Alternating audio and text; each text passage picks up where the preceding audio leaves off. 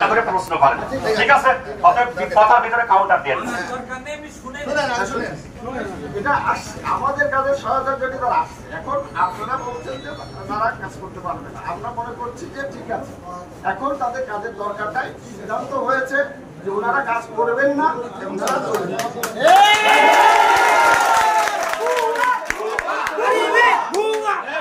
যার যার কাজে চলে যান, ওনারা এখনই চলে যান।